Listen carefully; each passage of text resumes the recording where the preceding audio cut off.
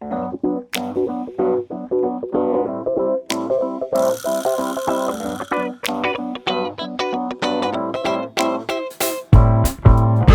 going on? Welcome to the New Music Business. I'm your host, Ari Herstand, author of How to Make It in the New Music Business, the book, 3rd edition, now out. This is a very special episode. It was recorded live at my book signing on release day at Barnes & Noble at the Grove in Los Angeles. There's a lot of energy in this episode. We had a packed house at Barnes & Noble. It was so much fun chatting with my friend and hero, Theo Katzman.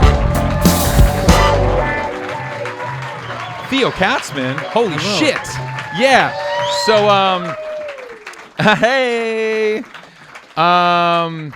So I'm very excited to talk with you today. Me too, bro. Yeah. About, well, first off, for those of you, well, what's so cool is that you have 2 albums, new albums that are out, one with Vulfpeck that just came out in December. Schwitz, which we were talking a lot about. That's right. Schwitzing earlier. Yep. And then with the Theo Katzman project, the solo record, Be the Wheel.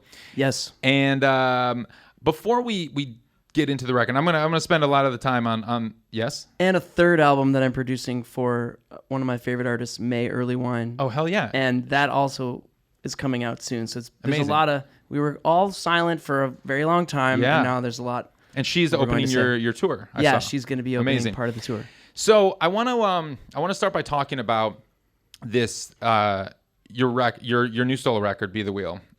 Brilliant work. It's honestly some of your best work, and this is coming from a fan. I've listened to your previous records, Modern Johnny Sings, Songs in the Age of Vibe, Heartbreak Hits, Romance Without Finance. Many times. I'm a fan, Theo. Thanks, I'm a big Ari, fan. I'm a fan And too, this is great because it's like it's one part kind of natural progression, natural Theo Katzman progression, but you've really explored a lot of themes in this in a very subtle, nuanced, but so effective way. And but also you get more heartfelt in like a genuine like gut punch way. Yes. Then I've heard you before, and like you have a song, the final song on the record, Nobody Loves You Like Your Mother. That song, it's honestly, I think one of the best songs you've ever written. Thank you. It's a beautiful, beautiful song. It got me to call my mom. Good. Which is a big feat. Great. So thank you for that, and I know she appreciates that as well. Awesome. Yeah. But before we get into really discussing the record, you sent me the press release for the album. Yes. And so I saw people here today have notepads and pens, and that they're thinking about they're planning to learn a lot from our conversation today. Cool. So if you want to learn how to structure a perfect press release, this is it. And I know there is a section in the book about how to write press releases. It's tough. They're such a drag. So this is Theo's perfect press release. What do I say about myself? So here's the Theo. When I asked Theo, I'm like, "Can you send me a press release for the new album?" He's like, "All right, here it is. Dude lives in L.A. Pandemic hits.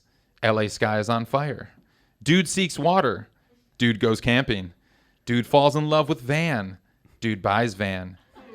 Dude drives to the woods. Dude goes inward. Dude writes an album. Dude dreams of studio in said woods.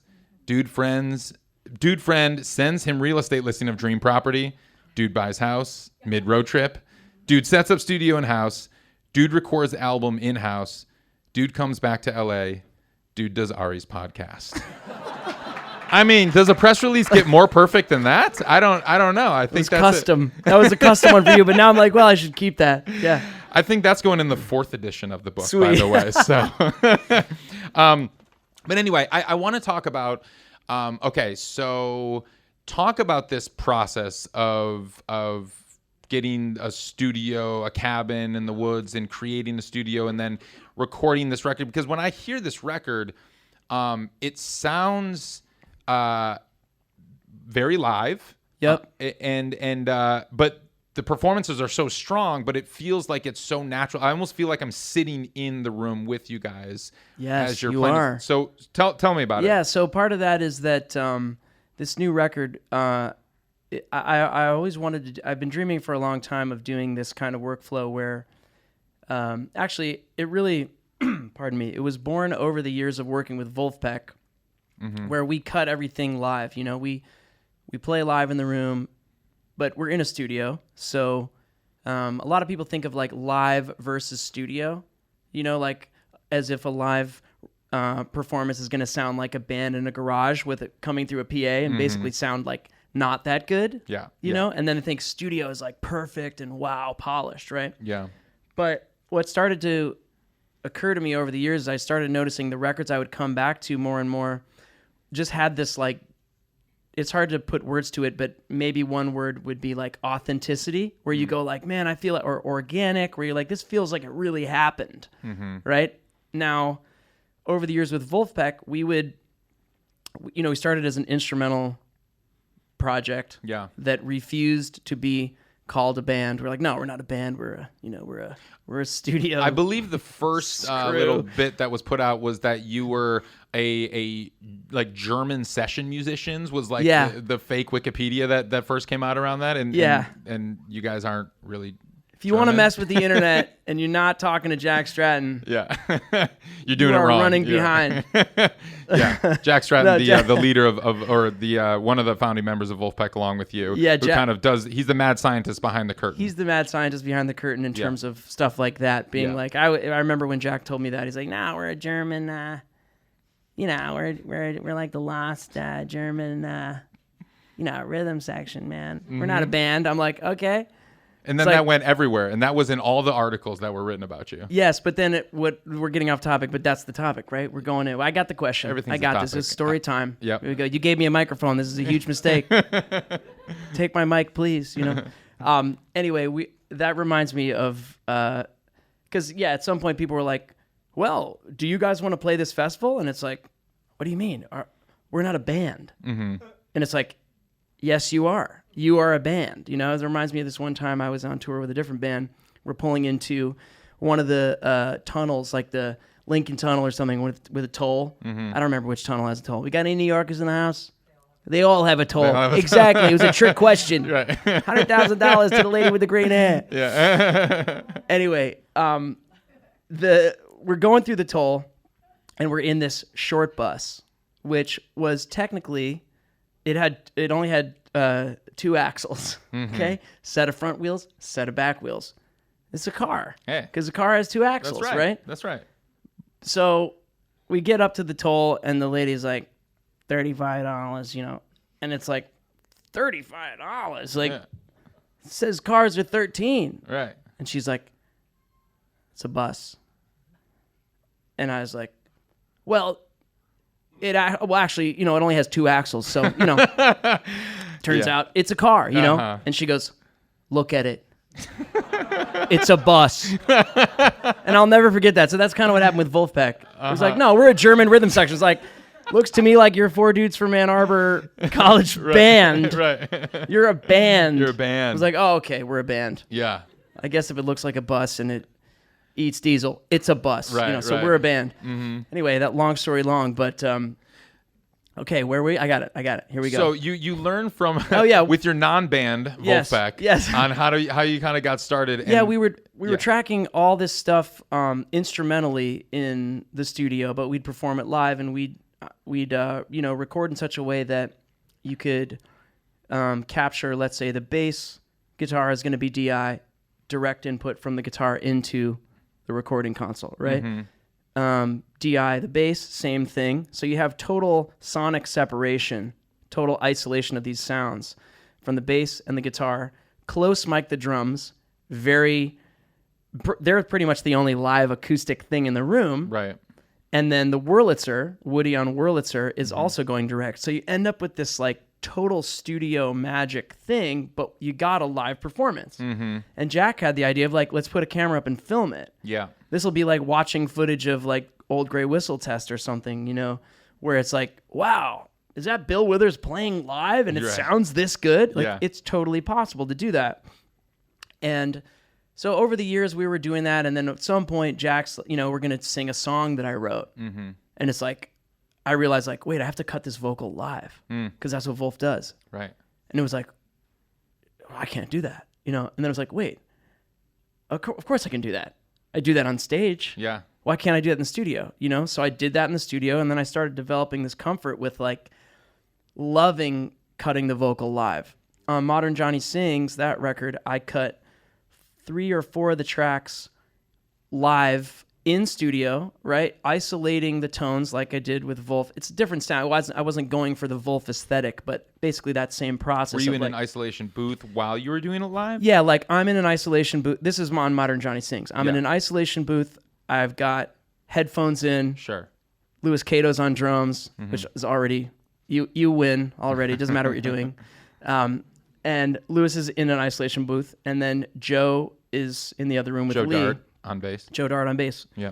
And those songs, I just noticed, like, man, those were the easiest to finish, like from recording to mixing to finish. They were the most thrilling for me. I felt like they pulled the most incredible performances I have in me out of me. Yeah. I did stuff I didn't even think I could do. Yeah. Because I was brought up to the level. It's like, yo, you got to go fight Mike Tyson right now. It's like, oh, crap. Well, I better figure out how to throw a punch, Yeah. It was like that kind of stakes make the game thing. And I have to say, I don't know if this is woo-woo, but they all did the best on Spotify. Except with one exception, which is like, what's going on there? Like, is the algorithm sniffing the authenticity of the live capture? I don't know. Call me crazy, but... That is the new algorithm. That's the new algorithm. Yeah, no, right. Well, when you come to my house, it is. Yeah, it's the new that's algorithm. the new algorithm, Live yeah. capture. So let's go into that for a sec. Yeah. If that's cool. With the new album, Yes. basically, I had always been okay, actually, what happened was that Beatles documentary came out. The Paul Jackson one where they were in the room. Yes. Yeah. It was the making of Let It Be. It was called Right. Get Back. Get Back, Has anyone seen that? It's like 6.5 hours long. It's amazing. Yeah. If you haven't seen it, it's very worth it. I can't recommend it highly enough, but it was Peter like... Jackson. I said Paul Jackson. You I did. meant I was Peter like, Jackson. I was like, I don't know the guy's name, but I don't think it was the Paul Lord of Jackson. the Rings guy, Peter Jackson, that did the Yeah. pulled all the old footage. Thank you. Yes. Yes. So when you watch that, I'm watching that documentary, and it's like, in addition to like seeing, I had to turn it off a bunch of times because like, it's like, oh my God, Jesus is gonna walk on water now. I can't watch this. It's gonna turn the water into wine. I can't do it. Yeah. Turn it off. Yeah. It was like Paul's playing Let It Be, and it's Right. like, And they're working it out. And this is the take, you know, like that freaked me out. I had to take a break from that. And actually, funny story, I started the documentary with my friend and his, at the time, 7-year-old daughter, and we were like, we start watching it, and maybe a half hour in, she's like, Dad, did the Beatles break up? Oh, ooh, that's like Santa's not real. I know. And, and he's like, which is such a trippy thing. He's like, do they break up? Well, they did break. You know, like, we're like looking at the past, but she doesn't know. Yeah, oh and gosh. he's like, yeah, honey, they do eventually. And she just like, she lost it. Oh, She no. just, it was, we had to turn it off. It was Yeah, like, and yeah. I Oh, felt her. gosh. I was like, I know, Uh-huh. this is really bad news. Hard. The Beatles break up. Yeah. I understand. It was so pure. Uh, Like I'm further from the source than she is at this moment with my 36 years of age. But I have to It say, still hurts. I feel you, homie. Yeah. That hurts just as much now. yeah. Anyway, so I watched that and I thought, well, this is the template. Like, we now all know, everybody just saw that basically they put one mic in front of every sound source. So if you're singing, there's one mic on you. If there's a guitar you're playing, there's one mic in front of you. Okay, Ringo gets 4. That's fine. He's the drummer. Maybe he gets 4. I don't even remember. It's like a couple mics on the drums, one mic on everyone else, and that's the record. Yeah. And I don't know, something like in my brain where I was like, this is the way you make records. You don't need to do all this. What are you potentially losing? You know, when you isolate everything and you comp everything to death and you just kick, please. Gung, gung. Okay, paste that everywhere. Snare, paste it everywhere. Yeah. Now, yeah. I never did that. I have never recorded that way. And I understand that there are like different kinds of music. And some of my favorite music is more like, maybe you might call it like, I don't know what kind of art form. Like, is it sculpture to do that? Where you're like I'm copy pasting, but I'm making this amazing collage out of it. Like there is incredible art that was made in the modern era with contemporary production.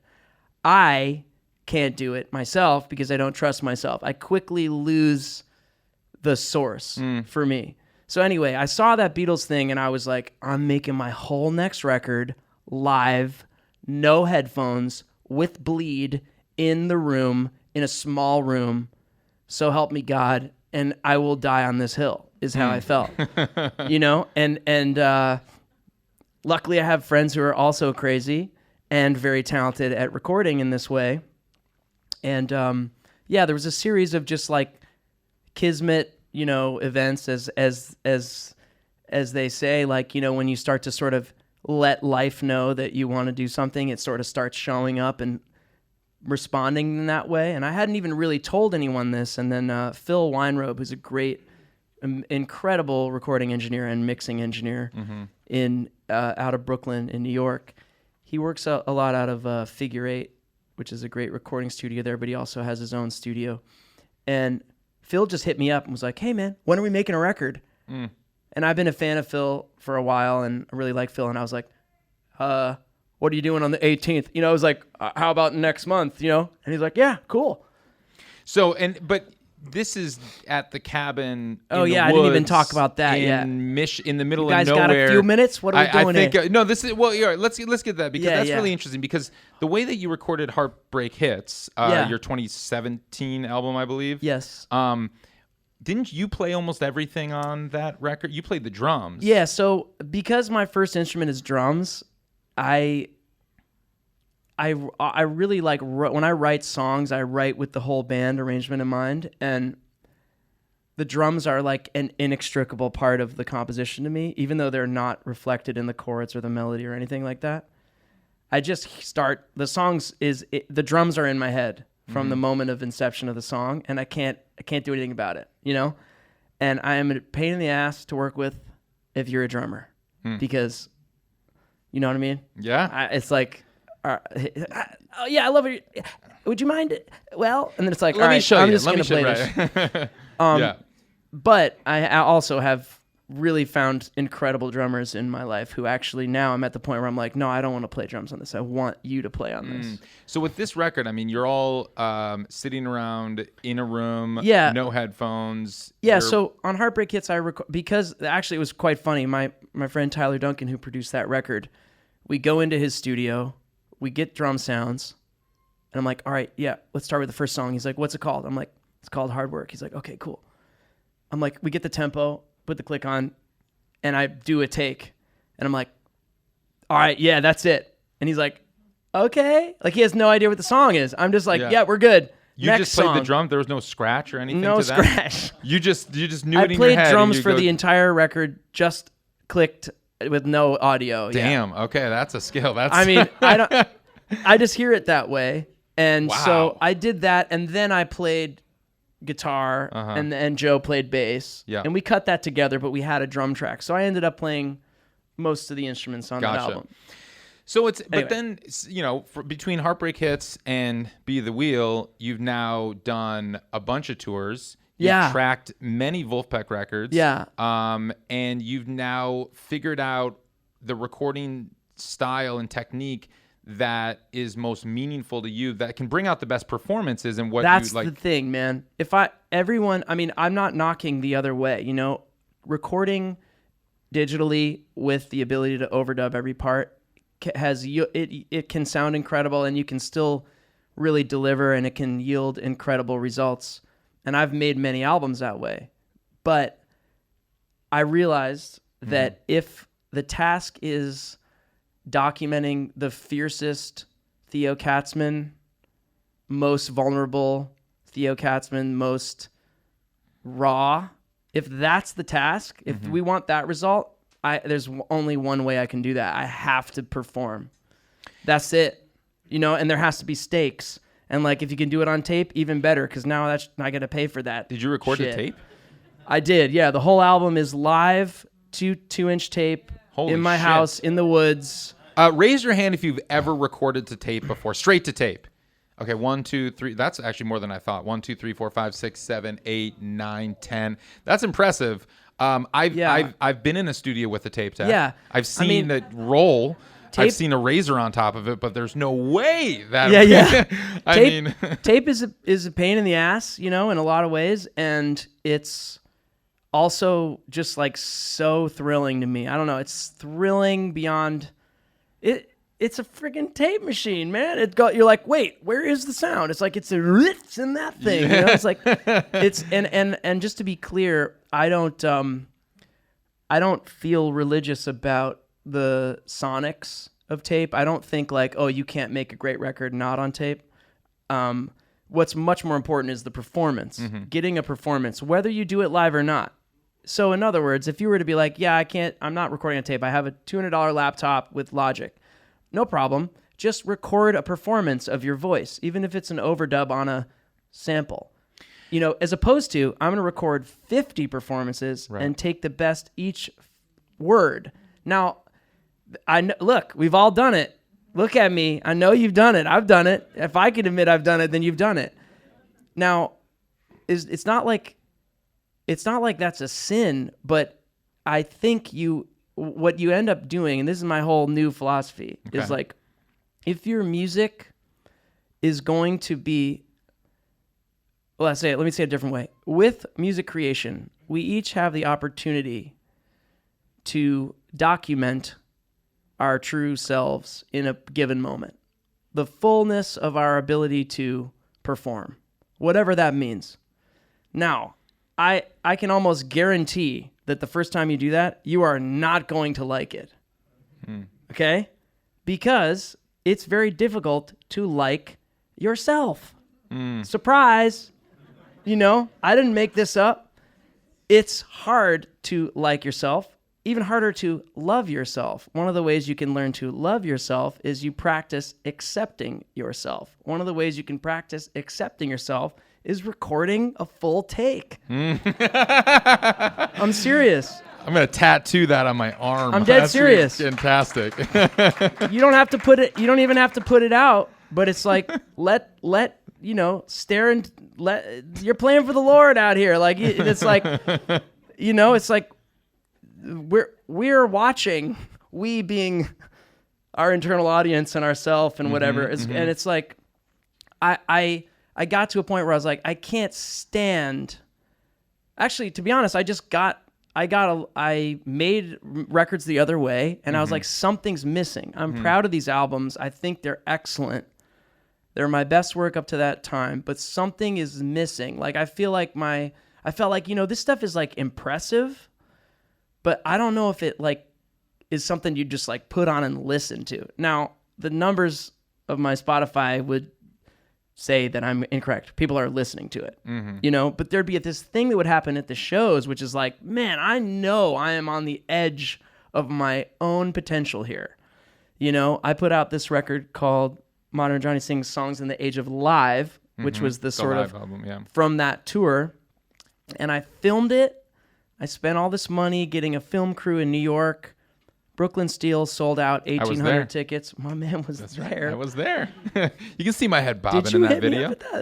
I don't know, whatever tour. Yeah, you're like, we had dinner. Remember? I was like, there. Oh my God. Sorry. No, it was cool. Yeah. Anyway, I remember you were there. Okay. Anyway, maybe I don't. I don't remember. No, you texted me afterwards. And you're like, I saw you bobbing out there. Yeah, that's true. Yeah, I mean, come on. There we go. My fro is like 3 feet taller than the rest. Exactly. You don't miss it. Yeah. Well, and when you switch the night every night, you're just like, it's like, where I saw you in Dublin. It's like, no, it's Dallas. You're like, Dallas. Yeah. It's like the same people, but the background keeps changing. Yeah. Anyway, I was saying that I filmed that show, recorded it, spent a bunch of money doing that. My money, of course. I'm an indie artist, so all to say, I invested in making this live recording, and then the pandemic hit, and, I was depressed. And I'm sure many people were, but I went through a really hard time, and I listened to that recording, and I just couldn't stand hearing it. I couldn't stand hearing my imperfections. I couldn't stand it. And I had hired my friend, who's a really talented director, to like do that, get the film crew, put it together. And I didn't even look at the video for a year and a half. And I went to the woods and I had this whole other journey, went inward. And then one day I'm like, I got the courage. I was like, I'm just going to I think I'll just watch a little bit of the video. And the video looked insane. I was like, wow, this looks amazing. And I was like, man, we're kind of getting it. So then I'm like, all right, I'll just put the audio on, and I listened to audio, and whatever had happened to me in that time in between, it was like, dang, man, this rips. Like, find me someone doing this. Yeah. And I was like, wait, it's me. The music didn't change, but you changed. You had that acceptance where. Yeah, and this was a key nugget too. Is my friend Bob Lester, who directed the film, Robert Lester. I know him as Bob. What can I say? He's like, there was a couple moments where I'm like, oh man, I don't really nail that. I didn't really nail that. That's a little out of tune. Mm-hmm. And he goes, and he said, I'll never forget this. I think this is the truth. He's like, I'm paraphrasing it. Basically, he was like, when you let that be heard, you're telling the audience has this experience of realizing that you are playing at your edge. And then you're going beyond it. And that is the most thrilling thing for them. And then it made me think like, wait a minute, how many times have we have this sort of cliche notion in music where we're like, oh, so-and-so is really good. And then we're like, what about that person? You're like, oh yeah, it's just like I don't know, like virtuoso. Like, boring. And you're like, wait, how could it be that a virtuoso could be boring? I've been fascinated with this for a long time because I generally don't agree. But are you guys, you know what I'm talking about? We're like, oh, chops guy. Well, I think chops cat. I think what it comes down to is like if the why virtuosos can be boring is if there's no soul or feeling behind it, or if it feels inauthentic and they're like, oh, they can shred. It's like they know how to play all the notes, but is there any intention behind those notes? Agreed. And I want to take a step further. Okay. I think part of our perception of whether there's intention behind the notes is whether we can sniff that this person is actually getting into their red zone of challenge. And if they just go like, and you're pretty clear that they can kind of do that for 12 hours, you're kind of like, I don't care. Right. But Keith Jarrett gets in his red zone. Mm-hmm. Nobody's talking about John Coltrane not getting in the red zone, right? What's going on there? It's like those guys live in the red zone, and it's not a chops thing at that point. It transcends it. So like Oscar Peterson, I know I'm going all jazz here, but like those happen to be the keepers of the furthest we've pushed American musical improvisation. And I think Oscar Peterson is like, what the heck, man? It's the most incredible, like makes me cry. And it's chopsy. You don't think about the chops. You're just like, what? Person is just playing you through the angels of sound, And anyway, I think that's the difference. Playing to your edge. And so playing to your edge probably includes you allowing your 2 or 3 notes that are a little bit out of tune, yet totally acceptably out of tune, to be heard. Because it also tells you that every single other note is in tune, baby. This cat can really sing because he's out of tune in that one spot. You see what I mean? When I've worked with other artists, that's happened as well, where it's like, oh, we got to do that again. And I'm like, we're not doing it again. It's like, I got it, but it's out of tune. I'm like, I know, but it's the only place in the record. And if you don't let this happen, people are going to think we tuned it. But we didn't. You're just that good. You know what I mean? So we've gotten to a point where the technology is so good that we're starting to have the potential to lose our own ability to perceive whether something's real or not. I mean, definitely. In recorded music. Yes. I'm not trying to come here and be like, the robots are coming. It's like, they came. Right. It's over. Here. Like, it's done. Yeah. I think now it's the beginning, Like, are you going to record? Are you going to make a recording or not? Well, I think people are craving the human connection, and because we've gotten so digital, it's like however you make records. Because I'm sure there's a lot of people here that will still be able to have that intention and the humanity, and they record everything within the box. Totally. And so it's not necessarily even just about like tracking live in a room with other musicians and pushing yourself into the red zone, which is important. Anyone can push themselves to the red zone with whatever their instrument whatever their of choice tool is. Yeah, their tools are. Totally. And it could be a DAW. But I think the humanity is really what you're getting to, and people are craving that. And some of the most memorable moments for everyone on any record, whether it's a Dua Lipa pop record or whether it's a Theo Katzman record, it is those moments of imperfection where you're like, oh, that was a moment that happened real in studio, and they captured it and they left it in there. Yes. And then you always remember that. Yes. Because like, oh, there's humanity there. Absolutely. How many records can you think of where you're like, it happens even on Zeppelin records. It's like there's moments where Bonham drags just a hair. It's amazing. And you're like miming the fill, and you're like, but that one's a little slower. Bang. It's not like the guy can't keep the freaking groove together. They didn't shift it back in Pro ever. Tools like 7 milliseconds there? Because they didn't have the opportunity. So I want to be clear. It's not about digital versus analog. It's about committing to a performance. That's it. Capturing a performance. And yes, I agree. You can do that in your bedroom by yourself. I will just say, for me, as soon as the red buttons, as soon as the opportunity to sort of like really hang out with the devil is there, I'll hang with him. You know, I'll keep him there. As in, like, oh, I could comp from 50 takes. I'll do it. Of course you'll do it. It's like, but what I want to present to you guys tonight is the notion that you potentially lose your ticket to self-love when you do that. Now, you might gain, I don't know, maybe you'll hit some cultural funny bone because your stuff is totally perfect and sounds amazing and you get more money and fame. That could be true. I don't know. But you do have the potential to let the microphone and the DAW or the tape machine be the mirror. And that's where this stuff gets really deep to me. I don't care if any of us make a living in music. Sorry. I don't. I do. I know. Ari does. I'm sorry. Myself included. I do care. Okay. All right, I screwed it up. I know. No, that was good. I teed you up. Right, no, I do want you to make it. I do want you to make it. All right. Wow. How do I get back from that? Here we go. My point is that that would be a second order effect, ideally, from every one of us engaging in processes that really force us to accept ourselves and hopefully learn to love ourselves. Imagine doing that and then making a living. Right. Wow, you'd be kind of like the happiest person to ever live. Yeah. That's not bad. And it is about what you're striving for. I think it's not just, I think we as a society are so obsessed with fame and money. Yeah. And that we put so much value into the numbers and the bank account and, the fame, the celebrity and all of that.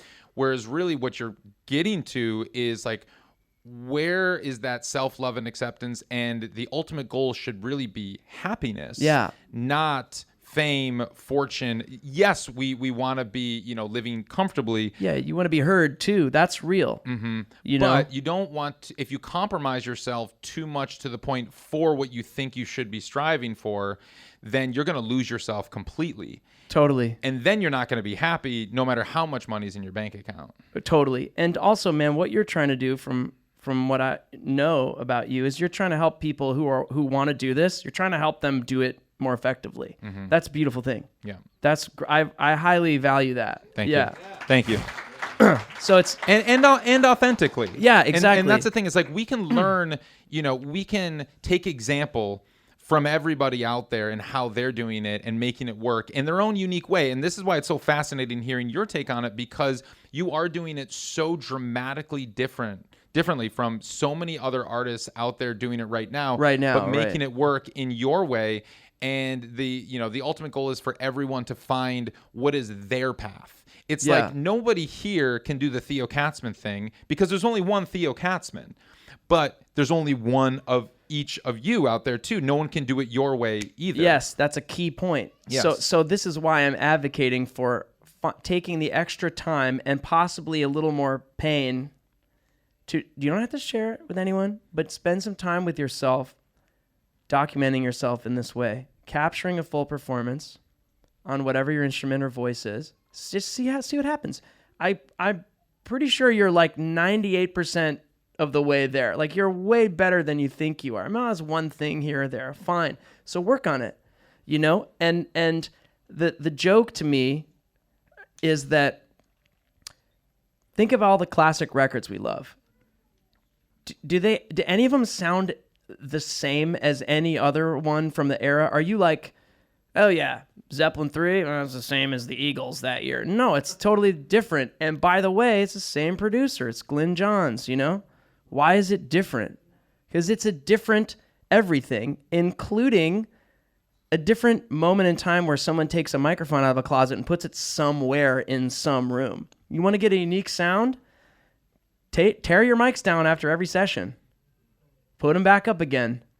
You're going to get a different sound. It's almost a joke. It's like so easy to become unique if you just allow yourself to do what this art form is called, which is record. If you make a recording of a moment in time, it's a unique moment in time. But if you only drag in the Logic drummer, new amazing sounding perfect kit, you're gonna have to work harder to get to that, to not sound like everyone else who's also doing it, because everyone has that program. Does that make sense? Well, and it's not impossible. Yeah. I just don't have the patience to make my album twice. I'm gonna make it once. God damn it! I can't stand the idea of making this twice, as in making it and then figuring out what it's gonna sound like a second time. That's like a special kind of hell for me. Yeah, I mean, sorry for all the expletives. Is this okay? That's okay. It's too late. It's too late.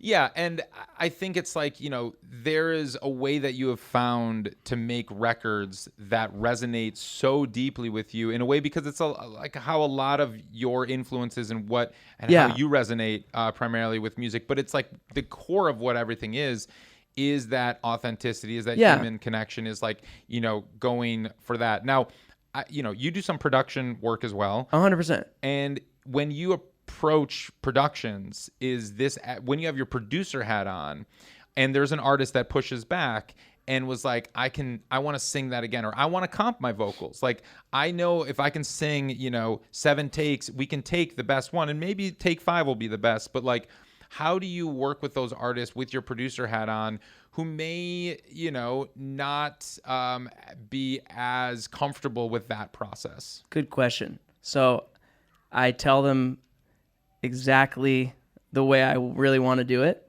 ahead of time, and I warn them that if we do the process I want, it depends on the artist, but if it's someone who can really sing great songs, then I like to set them up in such a way that they are tattooed to the entire thing. And if they make a mistake, sorry, that's it. That's the one we're going with. Because we all know that was the take, except for that one moment. I try to set up a situation where you're trapped. Like, sorry, and you're they trapped. know that going into work. And they know that going into work with them. And I'm not interested in doing anything else at the moment. So, because frankly, I'm not WizKid. I'm not DAW WizKid. I have some friends who are, and they're geniuses. Sure. And it's like, please call them to take. If you want to take a shot at what's on Top 40, like, don't call me. I'm going to get you to write a song, and we're going to record it on acoustic guitar. But hey, man, work for Jack Johnson, so maybe that's not so crazy, et cetera, et cetera. So I want to be clear that I'm not trying to be religious about the thing that I'm trying to warn about. Is basically it's gotten like too easy to avoid performing. And so I don't care how you make your record. I just think that performing something is the doorway to authenticity. And you can take 100 performances if you want, but be careful about, like, yeah, you can comp. I've comped, you know, but like there's some term that the Japanese have for this, and I can't remember what it is. Phil told me about it, where it's like there's a certain amount of like, yeah, cool. We're gonna you know, add like splice it. Like, okay, dink. We put two things together, but once you have like 50 edit points, like you have broken this energetic field. Mm-hmm. And I'm sorry if this is ruining anyone's day. I didn't come here to bum you out. We did have a couple people walk out. I came. That's okay. Your money back. Wait, right. It was free, wasn't it? Or maybe it wasn't. I don't know. Sorry. Point is, okay. Oh my God. But my point is just that there is a doorway to authenticity. I'm just saying, be careful with. Depends what the goal is, but like. I would almost guarantee that everyone in this room has more they can discover, myself included, about themselves and what their gifts really are within the realm of recording and record making, if they take a little slightly different approach to really trying to focus on a performance and even experiment with like, you know what? Let's embrace bleed. Let's see what that sounds like. What does it sound like if the drummer has to hit really soft, because if he hits too hard, he's going to ruin my vocal take. Now we're like, man, we are tethered. It's like, that's like, no one's getting off this ship alive. If someone tries to take the exit, like we're all dead, you know? I mean, I like that energy. Yeah. And that's what I hear, like the Scary Pocket sessions are like, because they are. That's all in a room as well, and the drummer's 100%. playing so quiet. Yeah, and as a result, guess what's happened? They've gotten insane at doing that process. Right. You can get they're and everyone they get to work with is just getting better. Mm-hmm. And basically you end up becoming the wrecking crew, man, and, you know, in terms of your skill set chops is like people you know, my friends who play on the late night shows, they're so ridiculously fast at learning songs. I mean, it's actually like freakish. I've seen cats be like, they're like, and it's like the taping's about to happen on the Colbert show, and it's like, and we're on in 5, and Batiste looks at me and he's like, he's got a thing in, and he's like, he makes like a C shape, like, this is in C, and I'm like, he's like, cool, and it's like 4, and he's like, bang, and he plays the whole song. It was like, I know he didn't learn it beforehand. Like, he's that good. Yeah. How do you get that good? Obviously, he's a freakazoid genius, but also you do it every night that way. So I'll just say, whatever your process is, keep doing it. I just want to throw out the notion of like, maybe there's a little trap door where you could find more of yourself in recording. You know? It's, you know, I think it's also all about intention of what you're trying to build and do with your career. Yeah. And because like you have built a career where you have a die-hard fan base. And what's so interesting is it's like, and they resonate with your recordings, with your lyrics, with your music, your performances, you know, you put on killer shows, and that's why people keep coming back. But it's like, we're at a very interesting time in the music industry. Yes. Because there are artists out there who, you know, have triggered that algorithm so perfectly, where they're getting gazillions of streams and the numbers are crazy. And you look at that and they can't sell 50 tickets to their hometown show. Right. That's tough. You know, I like your numbers, in comparison, they're not crazy. They're modest. Totally. You know, we're talking like 170,000 monthly listeners on Spotify currently is what I've seen, and like, you know, 80,000 Instagram followers. It's like, if we look at numbers, if you look at that, you're like, oh well, you know, that's in the grand scheme of what the crazy landscape looks like right now. Like, oh my gosh, that's not much. No, it doesn't get you any real looks from the industry either. But even after you sell out the rooms that an artist 10x the numbers doesn't sell out, and that's what you're doing. Yeah, you're playing 1,000 to 3,000 cap rooms. Yeah, and selling out all of these rooms, and like that doesn't compute for most people in the industry. It's like, wait a minute, you're selling 3,000 tickets a night. And your Spotify numbers are what? And, I know. But that's because you go deep, not wide. And that's where we're at, is this industry right now. There's a lot of artists that that get like love from all the Spotify editors and everything. And they go wide. They're on every playlist. Everybody's listening. They got millions upon millions of streams, but they can't sell the tickets. They don't go deep. They don't have fans. Right. And fans is the key. You have found your audience that is so deep that they will follow you wherever you go. You have a career. Like you have a career, and you will have a career for the rest of your life, because these fans will stick with you for the rest of your life because you continue to push yourself. But it's like you have found a way to connect authentically with that audience and not necessarily chase the editors or the algorithm or anything like that, which we are bombarded at all times with what you're supposed to do. Totally. You know, I wrote a 650-page book on what you're supposed to do necessarily. Yeah. But it's also like, you know, studying what everyone has done. And what I keep coming back to is that, like, you have carved your own way, paved your own path in a way that doesn't make sense to 99% of the people out there, but the 1% that really resonates with it loves it so much that you're their favorite artist. That's really cool. Thanks for saying all that. I think you're right. That was my dream, you know, to be honest. Is like, I just want to, and I also knew that to be honest, I can't do any of what you just said. I don't know how you hit every funny bone in the industry is its own kind of like 1,000-headed beast or whatever. Yeah. Right. And there's all these people that are trying to help. And yeah, I'm to me, like, live performance. I also had the good fortune of like starting to really play shows when I was a teenager. Mm-hmm. So it was like, there's nothing better than playing a concert to me. I love the studio. I love it. Nothing against the studio. It is one of my favorite things in the world. But like, man, it's the stage for me. So it's like, that's more important. And I've had to eat it in my own ego many times, and continue to, when I go, man, well, like, these numbers aren't that high. Yeah. It's like, yeah, but the tickets are there. Yeah. So it's like, oh, well, okay, I'll take that. Yeah. Sounds good. But that feels like weird even to some of the people that work with me who are like, man, it would be, you know, you got to get your numbers up. And I'm like, how are the tickets doing? And they're like, well, you know, it's sold out. But, you know, I'm like, so it sounds like we need a bigger venue. Yeah. With a higher ticket price.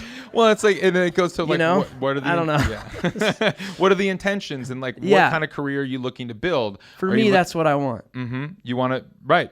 And I also think, like, you know, you and I have talked a little bit about some ways to organically promote your music on the internet. Mm-hmm. And I want to do that because like you said, I want to have lifelong fans. Like, the way I was able to conceive of this was like, I had to think, well, who are the people that it's like, if Brandi Carlile does something, I'm going to go, yeah, great.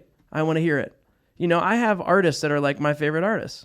So it's like, maybe I could be one of those artists for someone. Mm-hmm. Maybe for 10 people, maybe for 100, maybe for 1,000, maybe for 10,000. Wow, that would be crazy. Yeah. But it's possible. Mm-hmm. You know, but how would I get there? I was like, well, I just knew that if I tried to mess with it's not like I'm some authentic from birth, like, look at me, I'm Mr. Authentic. It's been a process. I used to do stuff I hated doing. And luckily none of it worked at all. That's the joke in my life. I got so burnt out doing stuff that I didn't like because I thought it was going to make me successful and paid. And I completely fell on my face harder than I could even tell. Yeah. Basically, I mean, also around the same time, like, my dad died, and I had all these emotional things happen that just like, it felt like a certain kind of rock bottom. Yeah. Emotionally. And I just thought, like, you know what?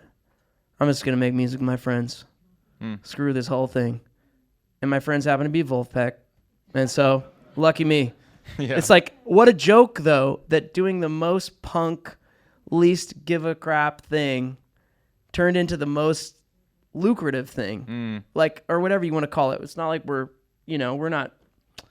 I mean, you're selling out Madison Square Garden. Yeah, that's good. That's very good. That's very good. It's extremely expensive to play Madison Square Garden. I will tell you.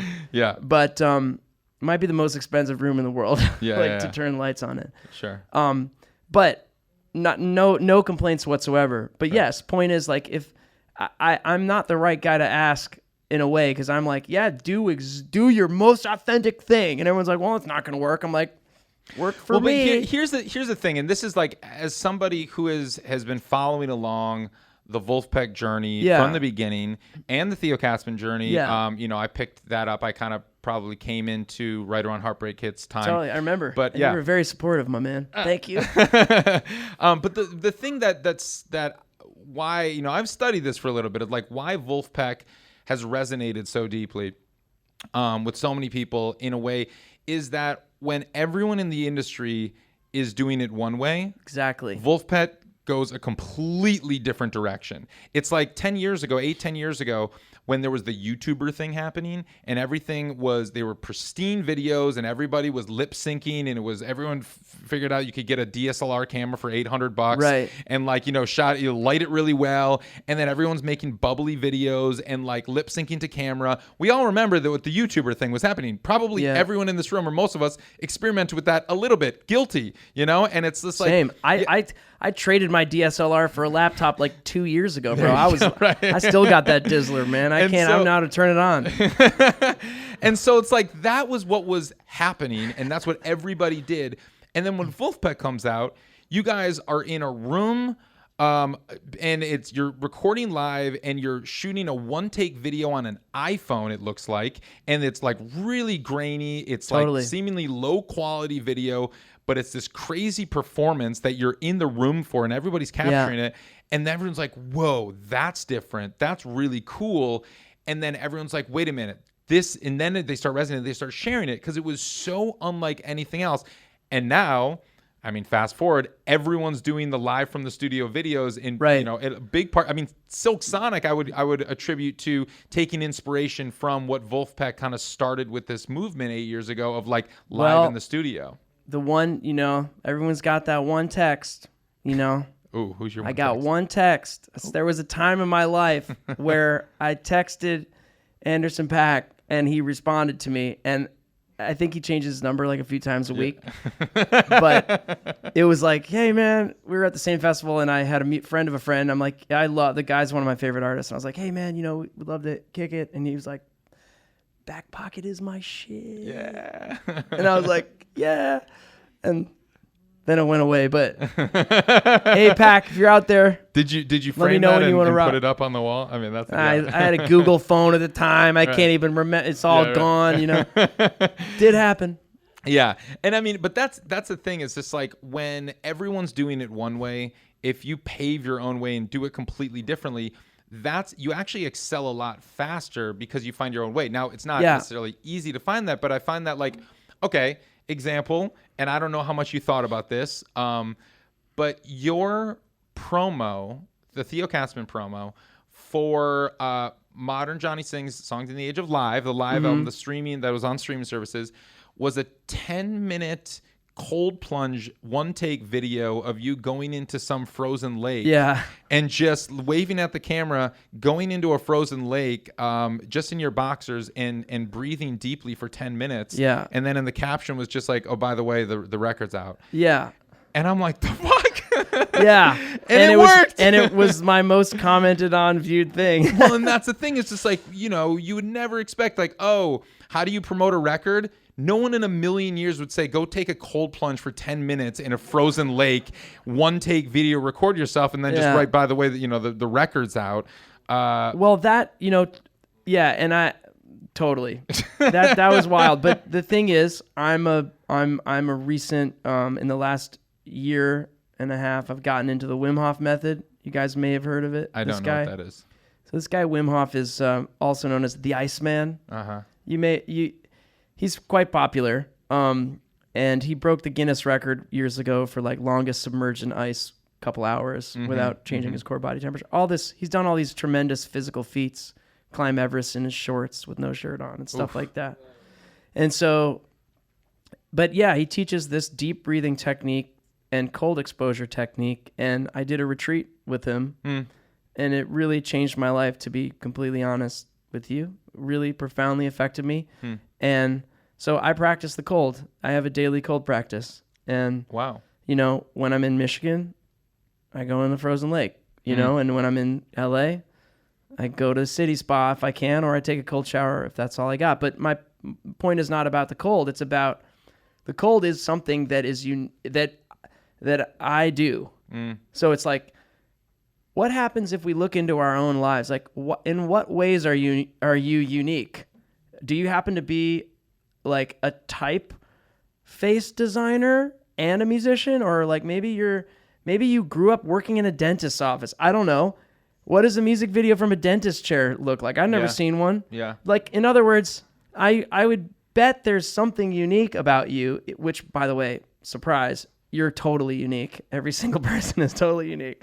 But even if you think you're not unique because you're like everyone else, which is obviously not true, there's probably something you could find. And I take joy, and I learned this from Jack. Jack would combine all of his weird interests, fetishy weird, like, I like type, I like, Jack Stratton. I like artificial zooms, like on video. It's like, what? Yeah. You know, okay. Like, well, that's wrong. Obviously, that is like WRONG with an exclamation point after it. Right. Full caps. But it works great because he's the only guy doing it, because he fully embraced, like, I'm just going to do what I love, like, and combine all my weirdness into one thing. And that's what Vulfpeck is. So I took that inspiration, was like, man, I'm really into the cold. And to be real, the cold has informed a lot of the, like, heart opening that led to these songs. So, like, I can't think of a better way to be like, yeah, I have a fully unedited, full 90-minute live album with mistakes on it, than going into the freaking ice and being like, yeah, this is me. Wow. It's the cold plunge. Like, the live vocal is the cold plunge, It's like, are you going to face yourself or what, So to me, that was a cool. Yeah, and I was also kind of like, it was edgy to be like, all right, is anyone going to get this? Yeah. It's like, I don't know, but they're in that edge. There's some excitement, and anyway. And then you took that, last summer, the Levitate Music Festival that Vulfpeck played in Massachusetts, for Christmas in LA, you actually stripped down, got into a bathtub full of ice water. Yes. And ice. And they literally, like, you should watch this video. It's on YouTube. It's crazy. It's like they have guys coming out and dumping ice in this bathtub, then filling it up with a hose. And then Theo gets from the drums, takes off the robe. They're all wearing robes. He gets into this ice bath, takes the mic, and then conducts what looks to be 100,000 people in a sing-along. And then he starts singing, and then you sing, and you're belting from the ice bath, and then you just stay there for like the next 10 minutes while you guys kick into Deantown, and like while you do another song. And I'm probably safe to say that no one in the history of the music industry has ever done that. That's true, man. We thought about it. It was like, wait, bro, are you the first one to sing on stage in an ice bath? And I was like, probably. No, I couldn't be. And then it was like, wait, of course I am. Of course you are. No one's done this. Never happened before. Yeah, I know. That was, and people could be, you could look at that and be like, oh, that's boastful, or that's like showy. But it's like, once again, I keep saying, it's like, surprise, it's a show. Yeah. You know? Like, are you not entertained? That, but also it's the thing about the ice that I love is it's the ultimate equalizing thing. There's no one can boast about the ice, because Mother Nature will very, very easily kill everything it wants to kill, including me and everyone here. And the ice is, you can't, no one's tougher than the ice. Yeah. Wim Hof has just figured out how to surrender so deeply to it that he can just stay there for 2 hours, which is crazy. Wow. But I can do 15 minutes. That's cool. It's better than I was when I started. It's not about the length of time. It's about, like, so whenever any of that, like, wow, I think people went from like, what is this guy? Who does he think he is? To like being like, oh my God. Like, a couple people emailed me throughout, from different parts of my life and told me that they cried. Like, it made them cry.